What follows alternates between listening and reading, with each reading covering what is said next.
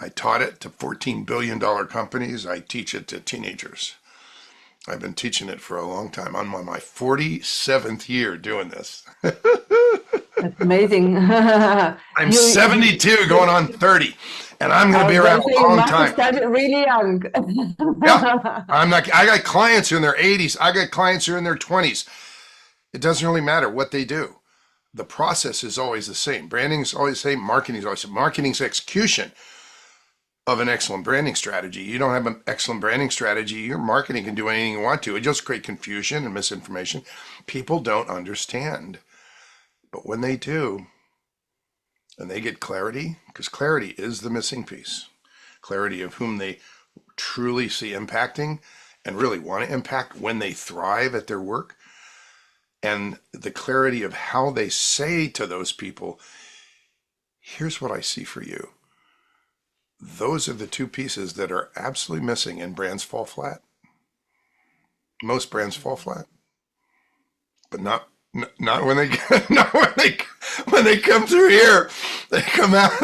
They are like they've got the four things that requires for a brand to come alive: congruence with the heart, consistency across the board, unique language that transfers energy. When people go like, "Oh, I love that. What is that?" Yeah, it's intangible brand and positive ongoing recognizability.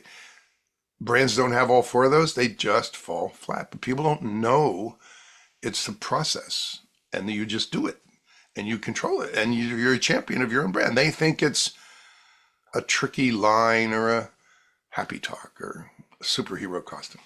It's not. Welcome to the Grow and Learn podcast, your go-to source for expertise and insights on a variety of topics: business growth, leadership, technology, personal and business finance, and more. We've curated a vast network of business experts ready to address your company's most pressing challenges. From corporate growth strategy to leadership, marketing strategy, sales strategy, branding, customer relations, technology, AI, IT security, and beyond, we connect you to the best experts for your needs. Reach out to us for more information or schedule a call at grownlearn.org to explore how we can support you. We're talking today to Rich Kozak. Rich Brands. This is more than branding. Today we're going to learn how to do branding a different way.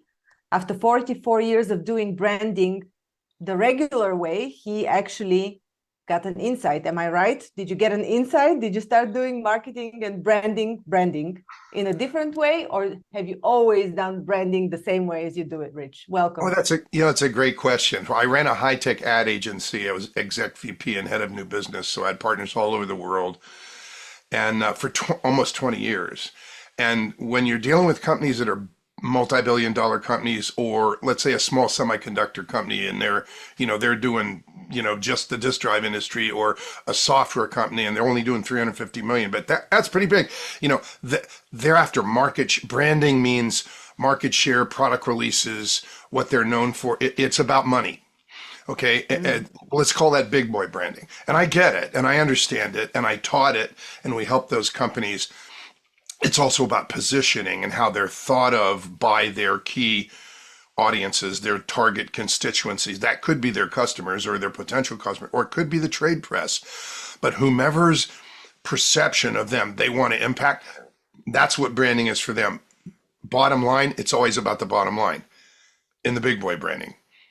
For the last 10 years, well, 9, it's going on 10, I have been working only with individuals. And so it's not branding done differently. It's only working with clients who want to make an impact on others and know they can. They probably already have been doing it, making an impact on other people's lives or their businesses or their industries, or with what they do, with their business, with their work. Sometimes they feel it's a gift. Sometimes they feel it's a calling, but they're most excited about the impact, and they know they want to make the impact. Those individuals, they should define, redefine, revise, evolve their brand from directly inside them, from their own heart. Nobody understands that language. It's like, what kind of branding is that? Well, the point is, if you know, and if you can see in your mind's eye the impacts you know you can make, or you're already making, you want to make more of them, you want to make higher level impact on certain types of individuals or target audiences, you can see that clearly, and we write that down, you can define and language the brand you must become to make those higher level impacts on those types of people or industries. And everything you say and do from that point aligns with those impacts. And you get there faster. And you get to the money faster. And it's like, what? Okay. The difference between what I used to do and now is that I resigned and said I don't do branding anymore. And I started helping individuals. And what came to me, it was kind of like a download, is that this desire for impacts, it depends on your outlook, but I believe God puts the desire for impacts in the heart. So this is not my work. These days, it's God's work. I just get to do it. And that's not your normal branding guy. Okay? Does that help to answer your question? Yes, it gives me a very broad overview. But let's define now impact, because in modern language, impact is sometimes understood by monetary impact. How much are you getting? It can be understood by altruistic means that you're altruistic actions that you're giving to the world. What is impact actually? That is a very insightful question. And I'll paint a picture so it's, in this context, it's clear. In the process I just described, which happens to be let's call it impact-driven branding, it has 7 steps. So it's iterative. Step 1 comes before step 2, and so forth. Okay. And in those steps,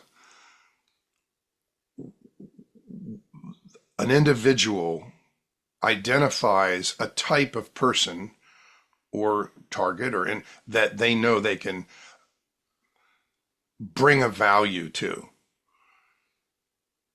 They see what will happen in that person's life or business when they let their brand in. So impact in that context is just the general effect that the brand has on them. Impacts come in levels. So literally, once we've defined a type of person that they know they can and they want impact, let's use an example so it doesn't sound. So let's say somebody says, if I say to you, like, "Hey, Zorina, when people listen to your podcast, like, have your heart tell me a type of person that you really know you can impact, and you can see it in your mind's eye." And you say, and this is not a good example for your podcast, but let's say you were an expert, and you say, you know what, the one that first comes to mind, my heart gave me the single mom with a special needs child, and she's in her 40s, and she's concerned what will happen with the child if something happens to her. I know that I can change her life. I know I can okay. Or a couple that just got married and they have or somebody who just got divorced, or somebody who was sexually abused as a child, or somebody who just launched a company. You'll paint that picture of that individual whom you know you can bring a value to through your work. And then the next question is, what's the first impact? And the next question is, what's the next impact? It goes like this. They come in levels. Well, first they reframe how they see themselves. Really? What happens next? Well, then they reframe how they see something about the world. Really? And then we give them a new mindset train. Oh, so they get and then a new skill set. Right. That's all mental. So it hasn't really gotten to action yet. But then they use the skill set and they get new results. It gets higher and higher and higher. Once you go to the highest level impact that you can imagine your work can have on them, they might be giving back to the world just the way you are and contributing in a huge way because of the work your brand did. Maybe you're a bookkeeper and you hook their hub up to, you hooked all the stuff that attaches to their tech stack. You got that correct so that they can really grow quickly without getting hung up because you're an expert at that. Or maybe you help them overcome their abuse as a child so that it doesn't get in their way of making powerful goals and making their life as significant as possible. Those impacts come in levels. So the impacts that we talk about are the impacts you clearly see having on the person or group that you can bring value to, and we literally write down the impacts from the earliest to the highest level that they can see in their mind's eye. So in the language of marketing, if we were to go a step back, it would be like creating an avatar and walking them through the process of the value you can bring to them. Well, let's take that word avatar. I don't use it because it's kind of a trick, jargony word.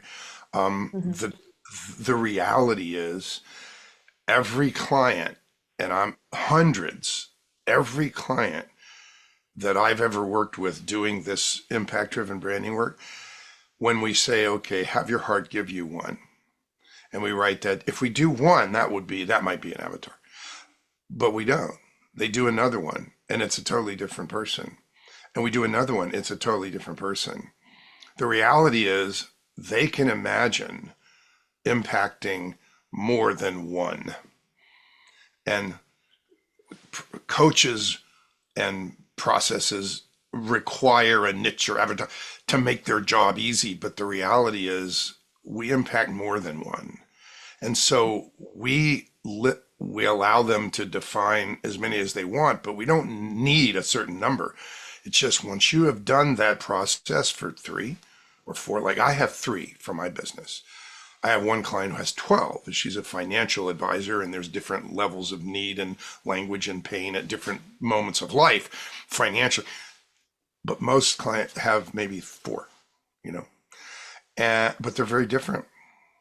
They might have some of the same impacts, but they're very different people in very different situations. And so, yeah. At this point, may I ask you one question? So when you say you define these types of people, do you then define also the types of services you're offering to them, or just the language you're using to communicate to them?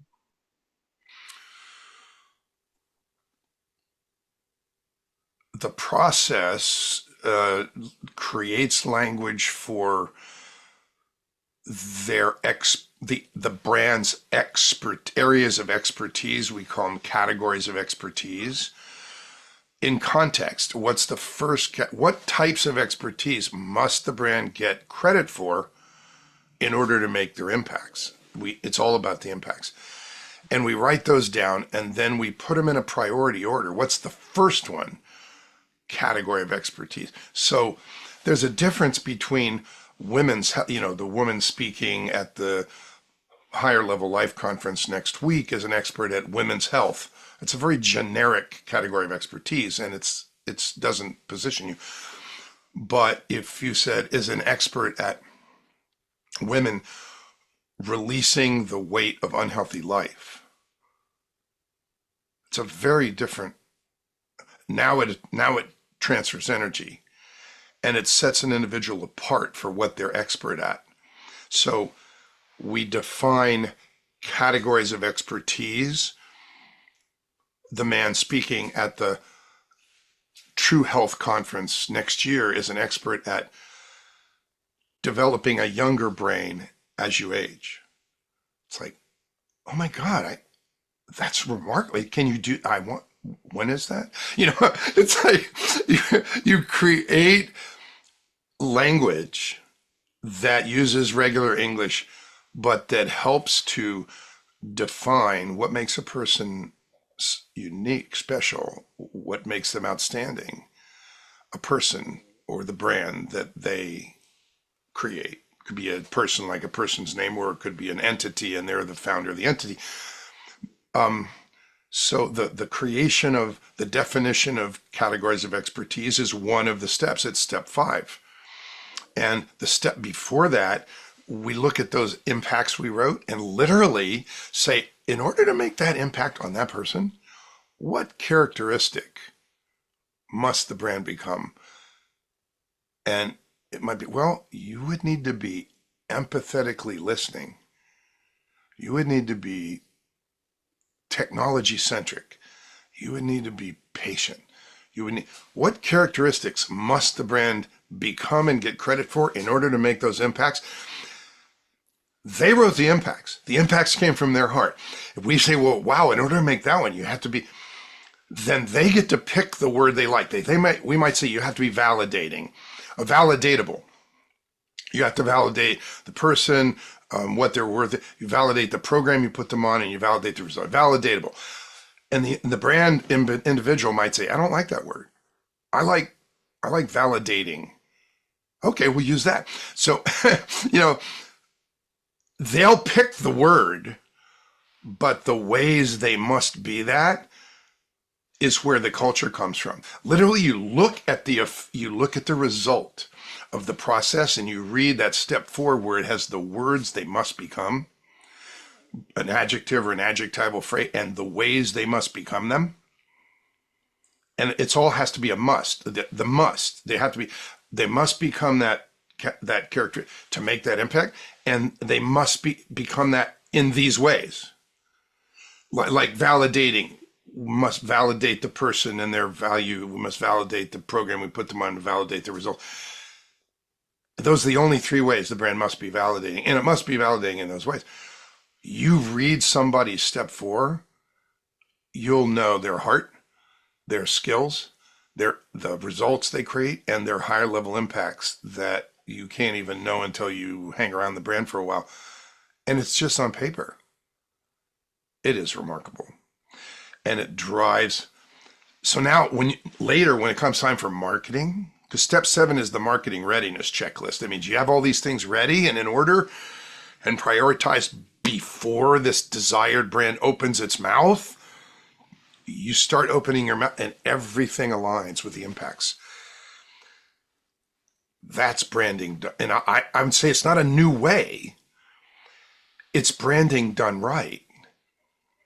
A lot of people think branding is a look in a line or, a pretty picture or a campaign or a superhero costume. In this context, it comes from the heart. It comes from inside the person. And it is always 100% authentic to them. Every language, every word, it's like they're going, yeah. The process has them approve it. Things are drafted in blue and they get to turn them black. It's like, so that's the ownership moment. It's like, yeah, that's it. Yeah, turn it black. We just do this. Have you ever had a client who had a wide range of very diverging people that they serve, that they impact, and that required very different type of communication, very different language that you needed to unify in some way, or that they needed to unify? Well, that's an excellent question. And yes, and so let's create a situation. Let's say they had 4 extremely different target audiences. We call them, we don't make up language. We just call them target audience because that's what they are. They're an audience and they're 4 instead of like 1 because they have different things in their head that bother them. They have different pains, or they've had a different life experience, or they're a different age. Like this one might be really young and this one might be really old, and they're decades apart. And so the way they think, the language they use, what they've gone, yeah. And so here's how the process and branding done right deals with that. We write what the thoughts are in their mind in their own language relevant to what the brand does. I don't think I'm capable of this. If I keep doing this, I think my business is going to fail. Oh my gosh, I'm just not good at this. I am going to really need some help. I'm just not good at relationship. Whatever's going on in their head, relevant to what the brand does, we write those down. We use those thoughts to bait the marketing hooks. And when it's time for the brand to raise the curtain and say, hey, target audience, the brand is here and it's here for you, they have the choice of speaking individually to each of them. If they speak a different language, and they literally could speak a different language, like I have two clients who are bilingual in Spanish, and they're going to do what they do in English in Spanish. One of them comes from Mexico City, and he has partners in Mexico, and he'll be doing this in Mexico, but here he's an executive coach for culture building. And so you roll out, you open the curtain and roll out your communication directly to a target audience. We teach, rightly so, that a tagline, there's a brand name, but there's a tagline. You can use different taglines for different target audiences. You remember, General Electric, the company, they have this "We bring good things to life" tagline. Well, if you're selling stock on the tennis channel, that's fine, because you make light bulbs, but you do medical technology, you lease equipment at factories, you create jet engines for military jets. They do all these things. They have all these different operating units, but you can't go into the jet engine customer and go like, remember, boys, we bring good things to life. They'll laugh you out of the factory. It doesn't mean anything to them. You're going to have to say jet engines on the forefront of material science, because they're looking for new alloys that, so you create tagline language and campaign language specific to the careabouts of the target audience. So you have to then definitely use a different channel. You can't be using LinkedIn with the same taglines one day after the other. You could, yep. You'd have to use a pre-qualifying headline. I wouldn't recommend it, but if you did, like, let's say they're on LinkedIn too. You'd have to say, for jet engine manufacturer, for airframe company, any airframe company that knows they need material science to drive their uniqueness, it's like you'd have to pre-qualify the reader's eyeballs in the headline, so they go, oh, that's me.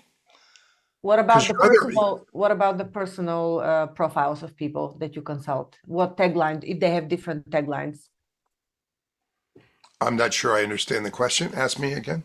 How do you pre-qualify people when it comes to individual clients? And if they have various services that they're offering and they need to use a different tagline, how do you pre-qualify their clients? It's the same concept, and most of them their targets are individuals. I deal with a lot of coaches and experts and authors, and they're coaching, or even the bilingual fellow that I just described, he's coaching executives. It's an individual, coaching them to get them ready in their leadership so that they have what they need to change the culture of the company. But it's an individual target. It's the same concept. You reach out to them with marketing that uses the thoughts in their head about what they need or what they want or what their problems are or what their challenges are. Know you need to scale, but don't want to do it the old way, where you just fatten up the company and now you've got your top heavy, with, and decisions take weeks instead of minutes. Yeah. Create a culture that flattens the organization and brings decision making closer to the market and closer to the top. It's like you articulate things that are meaningful to them and attract them with their own careabouts. Rich, you've had 44 years of experience in this field, and taglines come like they come pouring out of you. How does it work for your clients? Is it easy for them to formulate a tagline? It requires some skill and insight, like even intuition that is built over years. How do they do it? Very carefully. Well, okay, first of all, I need to send you an updated bio. I'm about to do my 48th year, okay? Oh, wow. Yeah, 48th year. I've also been married for 47 years, 48 in December and 52 Valentine's Impressive. days. Yeah, When yeah. did you get I'm married? 15? When you creature were of habit. 15? I'm a creature of habit. Once I get a good thing going, I don't stop. So, um, by the t one of the wonderful outcomes of doing branding right. And what I mean is do it step by step, iteratively, and putting things in place that must be in place for the brand to be clearly, like with clarity, defined and languaged. With such a foundation of clarity that people can feel it. Once that work is done, and very few people do it, most brands fall flat because they lack clarity. Once you do it, the writing of taglines, the writing of message hierarchy. People say, well, we need to have that good messages. You do. And you need to ask yourself, what's the first message people that don't even know you have to hear? And what's the second one? And what's the third? You have to do that if you're doing this right. But people don't know how to do that. Well, you want a little tidbit? I mean, one of your listeners can take this one to the bank. Your number one message in your message hierarchy must overcome the number one barrier that prevents the brand from being accepted. That begs the question, well, what's the number one barrier? Great question. You've got to discern it. I'll give you a couple of examples. Well, I'll just give you one. You'll get it. So I have a client who creates a brand that teaches character and gives parents a very quick way to teach character and confidence, to build character in each child. They can have lots of children. It's a child by child. 30 years of teaching, building character in the classroom, using national standards of character building education. But parents never got these tools. And so she created these tools, these books and tools and activities and games that parents can use at home to build character and confidence in each child. Praise God. What parent wouldn't want to do that? Well, we said, what's the barrier? Why would they not let it in? I could She's give an example. What if well, the parent lacks this education themselves? What if they exactly. don't have it? They'll even say things like, "Look, I don't even have any character, so how can I give my kid character?" And so but we got to the point where we said, "Look, let's just consider who's in the tribe, those that really care, because her target audiences all care." One of them, they want to. We nicknamed her target audience ROI, return on investment, because they want the best ways to give their, so like they know how important emotional intelligence is, and they want to invest in it. Okay, why wouldn't they let the brand in? You know what the number one barrier is for her brand? Oh, that sounds like a great program, but I got to get to soccer practice. We don't have time to do another thing. It's the perception of no time.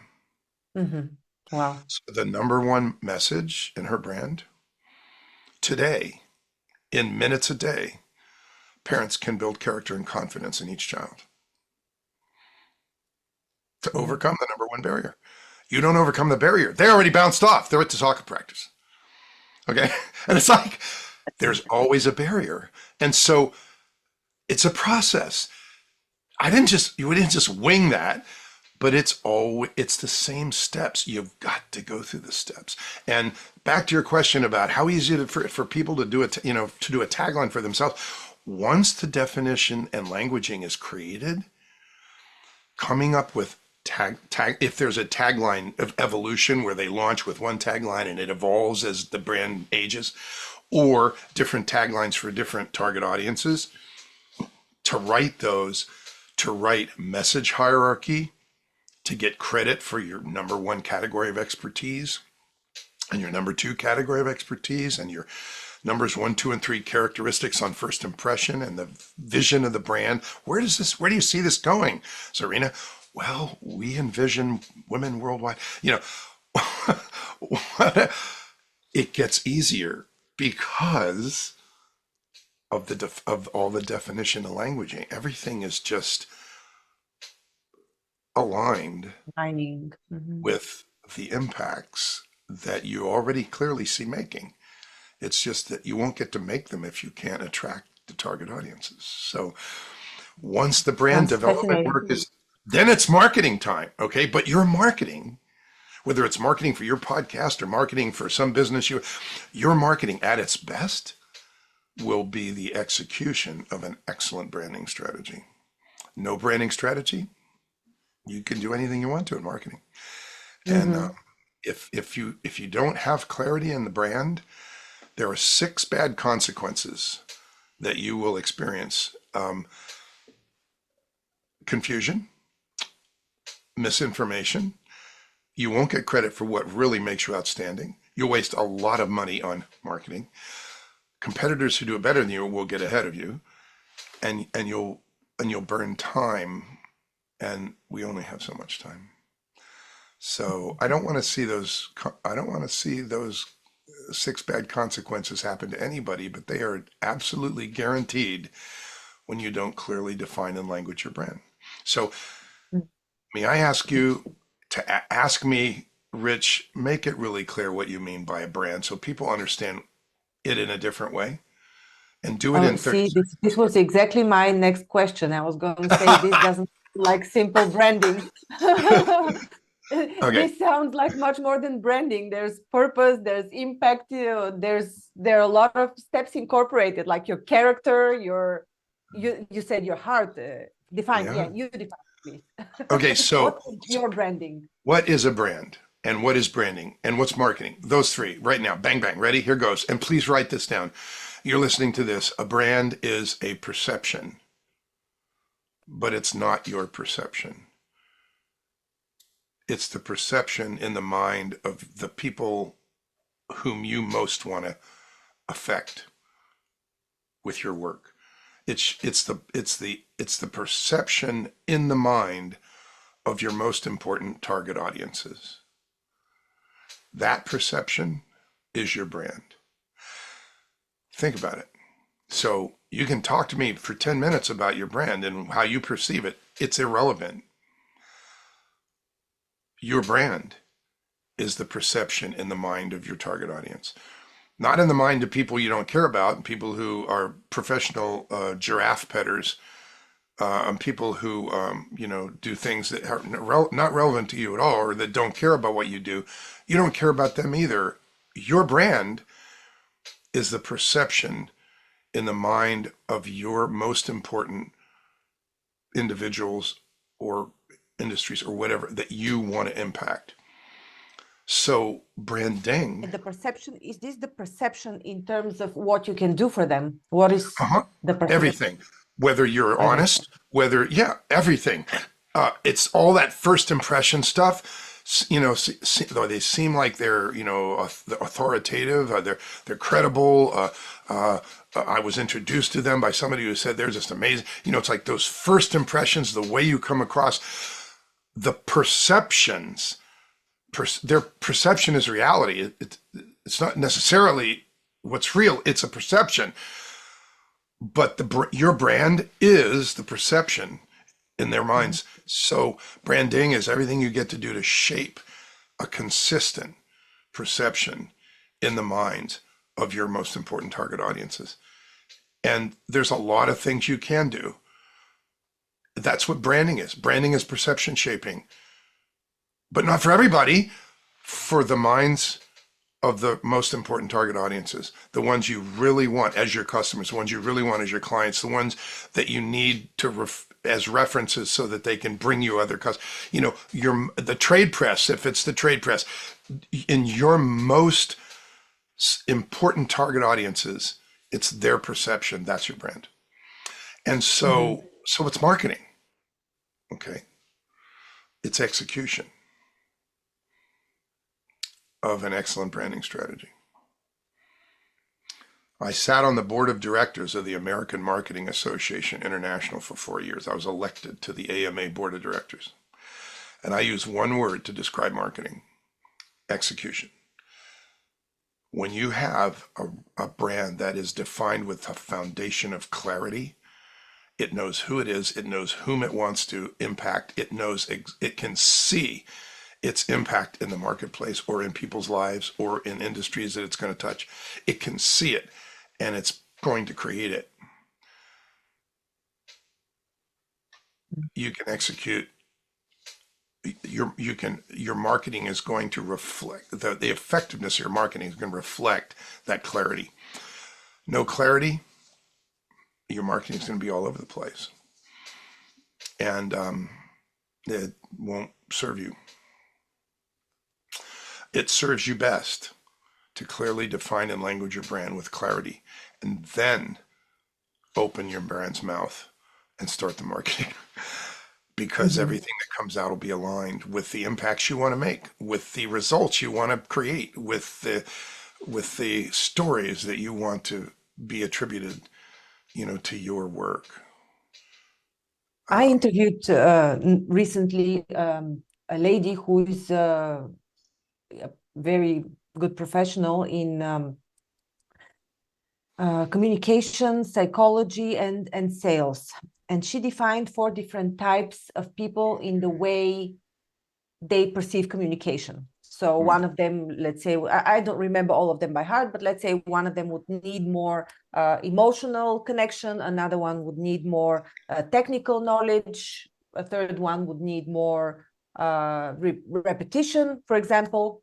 So when we use the branding and the marketing that we've created in this manner with the 7 steps, do we also need to observe these different types of personalities that we're speaking to, or is it enough to refer to the problem, to address the problem they're facing? I'd say the answer is honoring those differences that people have in the way they listen. Technically, it's in the way they learn. It's their predominant learning modalities. So I didn't mention, and you didn't have on your thing, I'm a certified trainer of neurolinguistics programming, but I don't train. I just use it to listen and serve my clients better. But there are 4 foundational, there are really 12 of them, but there are 4 foundational most common learning modalities: visual, auditory, kinesthetic, and audio digital. And everyone has a predominant one. We all have them all, but everybody has a predominant one. And there are things you can do. Let's say you're speaking or you're training. There are things you can include in the way you train or teach so that all 4 get it the way they like it. For the visual people, you create visuals and you place them just above eye level. For the auditory people, you give them a chance to repeat what you're saying. It's like there's things you can do, okay, that play to them. You can even say, when you see, hear, feel, or even sense, you just hit them all 4. And they're going, oh yeah, that's me. They don't even know it. But baking those things into the titles and subtitles of content that get the brand credit for a category of expertise is brilliant. How do you see, hear, feel, and sense this in a campaign? A great headline for a certain reason. It's like you bake those things in to honor that people do learn differently and process information differently. Good question. That was a great question. Most people wouldn't ask that question. See, look at who you've become because you interview these wonderful people. I love some of To the tell you the podcasts I've truth, I heard. was always curious. I'm not quite sure. I am very much enriched by these conversations, but I must say I was always digging deeper in conversations. So it's my character, I think. Good for you. Um, Well, you're doing it for all of us, Serena. You're brave enough to do it. How's that? Not everybody's brave yeah, enough to do it. that's right. What are some significant transformations that you've seen in your client after working with you, clients? Oh my gosh, that's such a great question. It it's two come to mind that are across the board. The first is no one has found me or heard me and said, I already really am good at branding, and building clarity and I just, what they're usually saying, I need more clarity. They even say things like, we need better ways to say what we do. We're not positioning ourselves to get paid what we're worth, or we need the right people come into our website.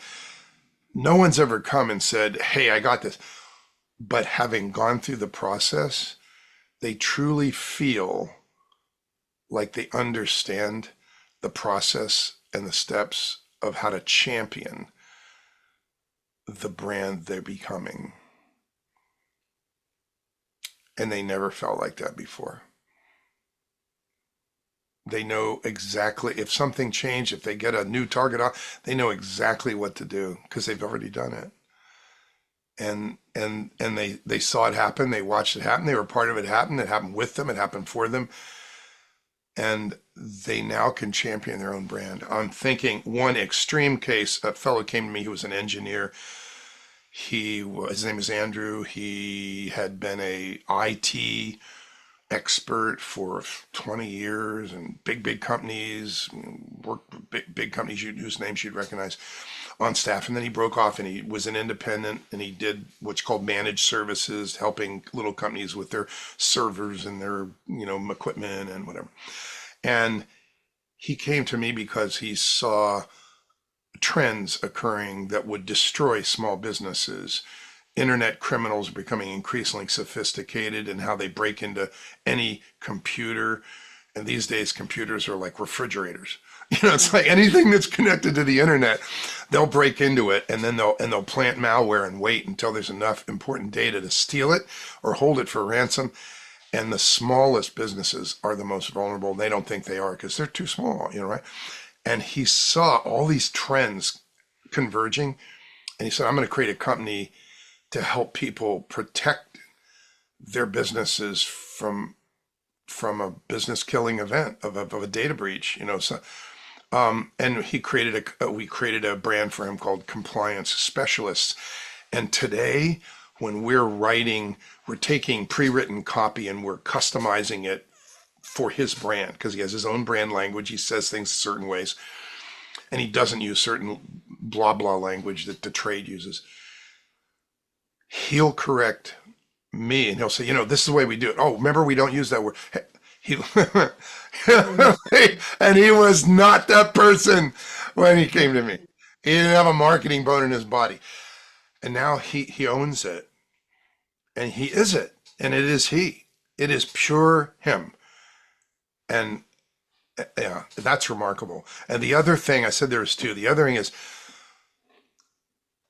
individuals, typically who weren't marketers before, they think that the purpose of business is this. And this process shifts their thinking to that the purpose of business is impact. And this comes as a result. That is a huge shift. For the listeners, Rich just made the sign of money because they I'm can't see. rubbing my fingers together. I hope they can hear that. You can't hear the little fingers rubbing noise together. of money. And the eyes light up. Yeah.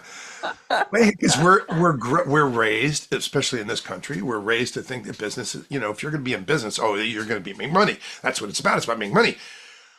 Well, it's the difference in the work we do here now and the work that I was doing with big companies. Today, if someone came to me and said, "Oh, I've got a great idea, or I've got this new product, it's going to make millions," and I say to them, "Okay, wave a magic wand. You've made the millions. Now what?" And they go, "What do you mean, made millions?"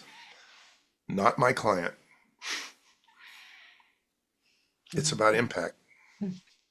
And I want those individuals who know they're probably already making impacts. They might have been doing it for 20 years, but they're not done.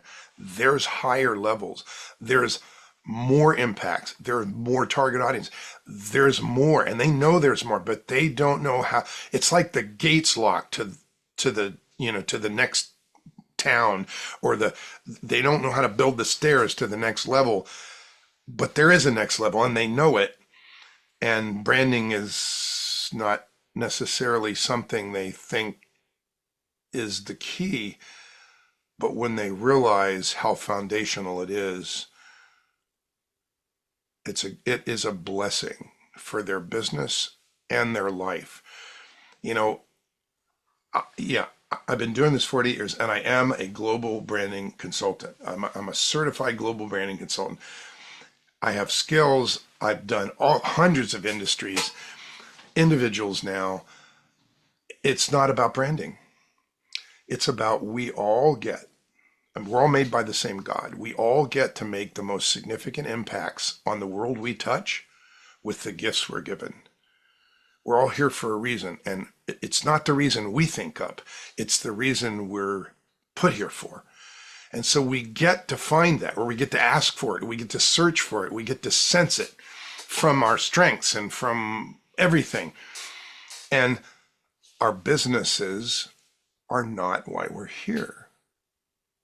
In many cases, they are a vehicle for us to make a living or for us to contribute to the world, but they're not necessarily why we're here. So this branding process enriches the business. It makes the business even more successful for all the right reasons and more authentic to the individual who owns it, runs it, and champions it. But it also creates a platform from which it's much easier to step into why you are really here. Praise God. So what we say is today at Rich Brands, we are evolving individual brands with deep clarity, energetic longevity, so you can do it for more decades in joy, and divine purpose, because our businesses are not why we're here. Not your typical branding guys. Amen. Hold on. Amen. Yeah. Can I hear it? Thank you. Yeah, that was like a good sermon. And I get to do this. I get to do this all day long. Serena, when I tell you this feels like love, it doesn't feel like work. I'm not kidding. It is a delight. And the people that find it are amazing. My prayer is put in front of me those people whose lives or business you want me to touch with this gift, and give me the eyes and ears and the wisdom to know who they are. It's not even up to me who shows up. It's just like, I just get to do the work. It's so cool. Mhm. And Have you spoken to people that have a complete shift in their self-perception, and they say, I don't want to be doing this business anymore? They rediscover themselves in some way, and they say, I want to make an impact elsewhere. Have you had this? Does it happen? people do pivot, Yeah. find sometimes a new direction, but if they've been doing something for a long time, the most significant pivot, if you will, is, I've been doing this for 30 years. I just retired. I'm not doing that. I'm done with that. I want to do what I really love. That's a major pivot. And it's a pivot that demands branding, because they don't have a brand. They're not known for what they're about to do. They're known for what they've been doing. but there's a way to leverage the credibility and the history of what they've been doing, who they are, and the values they have as an individual and so forth, so that we imbue that into the brand they will become. But they're about to do something entirely different. So that's the most extreme pivot. I did that. I'm done that. I'm going to do this now. Okay. Within keeping if they're keeping their work and their impact within the same realm, they add new dimensions. Here's an example. I had a doctor, a medical doctor, wonderful guy too. I was a judge of a speaking contest, and I heard this guy say, I wrote a book in 1990, I think it was 1994, The 14-Day Stress Cure, and explained exactly what stress is and what it's not. There's no such thing as stress. He says there's only these root causes, and if you eliminate the root causes, there's no stress. But people don't know that. So I wrote this book, and it literally outlines the process and everything. It's absolutely thorough. And I've been, for 40 years, I clinically help people eliminate stress from their lives. I'm like, wow. So I hear him speak, and he says, I am so frustrated with this industry that sells you pills and vibrators and shit, to overcome your stress. It's such crap. He goes like, I'm going to write another book. I've written 23 books. I'm going to write another book called Stress, the Bullshit Epidemic. And I'm like, I get a hold of him, I'm like, don't do that. They'll have you exactly where they want you. The old curmudgeon, who is now no longer relevant. He's just angry. Don't do that. And he hired me. Okay. And so in the process, we learned, he said, I always wanted to have a school and teach some of these things that I've learned overcoming these medical issues with people. And he says, this was not like he said it in one sentence, but the outcome became one sentence. Of all people in the world, this person who understands how to eliminate stress, and that emotions management is the beginning of life management. Of the emotions mastery is the beginning of life mastery. Dr. Morton Orman, who has eliminated people's anger and stress and anger from their lives for 40 years clinically, is the founder of the Orman Institute of Life Mastery, teaching the language and process of life mastery to children for generations. Wait a minute. I thought he was the stress guy. So that's what happens. He was like, that's a pivot, but it's a pivot in the context. It's just a higher level impact.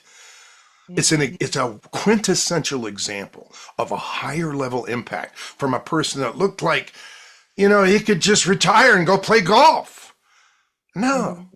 And the teacher lady that creates the brand for kids called Kids Who Care, Parents Building a Foundation for Generation at buildingkidswhocare.com. She could be playing golf with her husband. No way. She guys, there's more. There's higher level. I'm here for a reason. These are my people. Okay. So if you're out there thinking like, I know there's more, we need to talk. Okay. Or if like, man, I did that, I'm over it, now I'm going to do this. We probably need to talk either or, but it's that higher level impact. And yeah, people do evolve. They evolve their interests. They evolve their skills. Here, Dr. Orman evolved his focus to he just came out with a wonderful book on anger. He's still doing what he's expert at, but he's redirect some of his energy to this higher level impact that literally is a legacy brand, that institute. It will outlive him. Praise God. So, and So it's the highest. The people he's impacting have changed as well, alongside with his branding, alongside with the impact. Oh my goodness, yes. Oh yeah, absolutely. I mean, he tells a story of somebody who says he played golf with him one day, and he goes, "I understand, you were stressed." Yeah, he goes, "Well, my family has anger issues." And Dr. Orman tells a story. He says, like, "Oh, I said to him, no problem. 8 sessions, maybe it'll be gone." He goes, "No, you don't understand. My whole family has anger. It's like rage. It's not just we all have rage issues." He goes, "No problem. Maybe 10 sessions." It's like he knows there is no such thing as stress. He knows it's root cause medicine. It's not something you take a pill for. It's something that you understand and eliminate from your life. And then the manifestation of it, the anger outbursts, don't happen anymore. I mean, you can imagine a life without anger issues after, dealing with it. And he was the angry young doctor. So he did it on himself and then wrote about it and then did it on other people. So it goes way back. He's got decades and decades. But he was here for a much bigger reason, not just another book or a complaining about some industry that's tricks. We define something that will take his impacts to a much higher level. So yeah, and everyone who finds this and says, "Oh my gosh, I see a lot of value in this," they are impact type people. They love the feeling of bringing value to other people's lives through what they do. And it's a mixed bag. I've got industrialists who manufacture safety vests that light up and save lives in the dark. I've got people who integrate software to help a distributor become a intelligent enterprise and be able to make decisions faster. A woman who's the global director of diversity, equity, and inclusion at a law firm in 11 countries. These are very different, very different areas of expertise. The process is identical. Marketing, branding, its process, it stays the same. Yeah. Talking about the process, you offer this process in the 7-step blueprint. Are people going to be able to follow this and execute it themselves, or do they need your help by all means? Everyone's different. I'm handing it in a book that is coming out soon called Impact Driven Branding: 7 Steps to Ensure Your Brand Impacts People's Lives and the World. So I'm literally handing it to millions of people all over the world. And we do an event every month we call it Branding You with Impact. It's a half day. And it helps people reframe how they understand what it means to define in language a brand, and what happens when you do and what happens when you don't.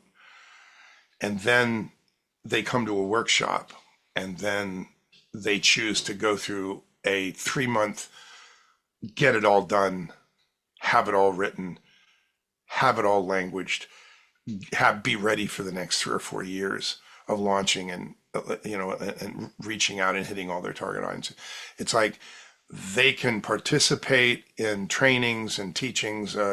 I'm shifting really from one-on-one to small group and group because I can touch more people. But we're also creating materials that people can use anytime they want to, day or night. But the idea is anyone can do this. And frankly, the first 2 steps, anyone can do with their eyes closed. And so that's why I say to people, email me, rich@richbrands.org, and just say blueprint, and I'll send you a copy of it's the first page is here are the 7 steps, and each of the pages is a step, and it's me talking to them about what the step is and what they do. And step 1 and step 2, we can all do with our eyes closed. It's a powerful use of the imagination, seeing what our brand looks like when it thrives and what we're literally doing, and making sure that what we picture doing is the things that bring us joy, not the things we think we have to do, because that's like crazy. Stop that. But picturing what we see doing when we're thriving and whom we clearly see impacting and what those impacts are. That's all right here. And it comes from your heart.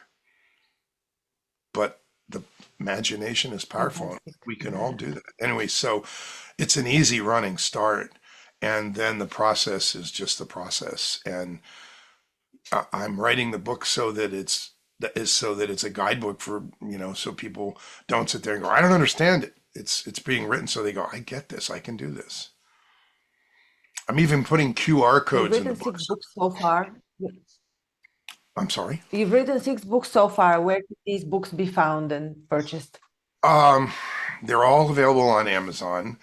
Um, s- uh, I would, and if anyone, it really resonates with this, I will literally send you a book. The one that I would love to send you is the book called Visibility, in which I wrote a chapter called The Clarity with Which Your Brand Speaks Shapes Its Impact.